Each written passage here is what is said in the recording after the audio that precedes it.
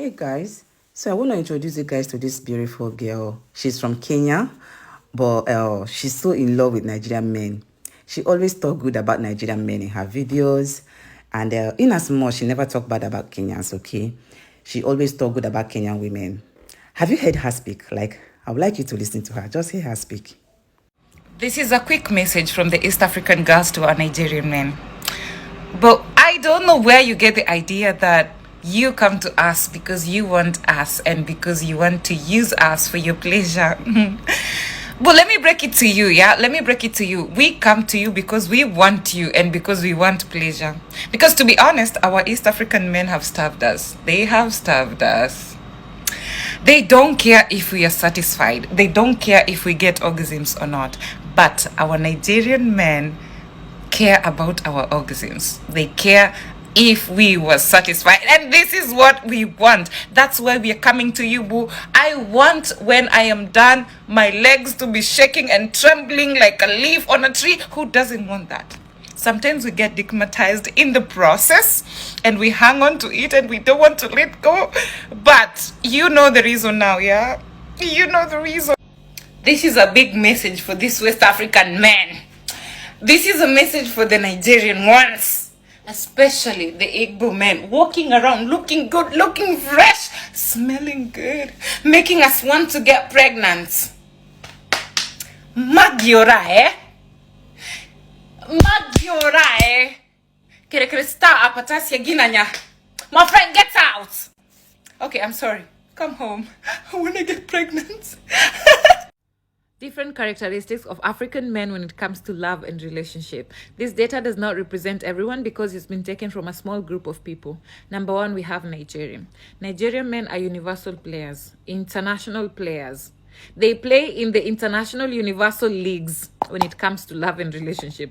They can be very obsessive and very possessive when you're in a relationship with them.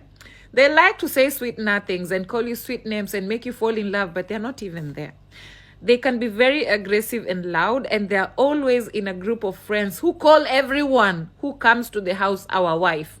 But baby, you might be thinking that you're special, but you're number 66. They can spoil their women and they love to show off. They're also known to be very good in bed. When a Nigerian man is going to sleep with you, they're representing their whole country. So they put all the effort so that they do not embarrass each other. Unlike some people we know. Top 10 countries in Africa that have men with the largest mujulus. Whether they know how to use it or not, I will let you be the judge. We have the Democratic Republic of Congo. We have Ghana. We have Cameroon. We have Sudan. We have Senegal. We have Gambia. We have Zambia. We have Zimbabwe, we have Nigeria, and we have South Africa. Just because your country has not been mentioned, it does not mean there are no people in your country with a big mujulus. Also, apparently, size does not matter. Or does it? Number two, we have Kenya. Kenyan men can be very loving and caring and can take care of you if you're their woman. If you get this, you are lucky. But if you fall for the other lot, the lot that will make you feel like a queen, make you fall in love, make your knees weak, only until you accept to be their girlfriend. And then they will just change. They'll start treating you like shit. They'll start sleeping around. And they will be throwing around careless words, very vulgar.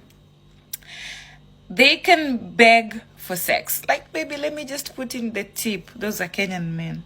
They get upset if you tell them that you're on your periods. And they can never spoil you unless they're getting something in return. I might be a little bit biased, but yesterday I was walking behind a couple of people who were talking shit about Kenyan girls. I mean, we have our share of bullshit, but let me tell you, Kenyan girls are beautiful and we are beautiful inside and out. I don't want to argue with anyone. Yes, we love alcohol, but that's okay. But I'm gonna say that we are good people. We are good people unless you mess with us. So if a Kenyan girl is mean to you, it's because you did something wrong. To be honest, let's not argue. I'm a Kenyan girl and I don't want to argue. Because if I argue, my forehead becomes bigger, and I don't like when my forehead is bigger. But I love you.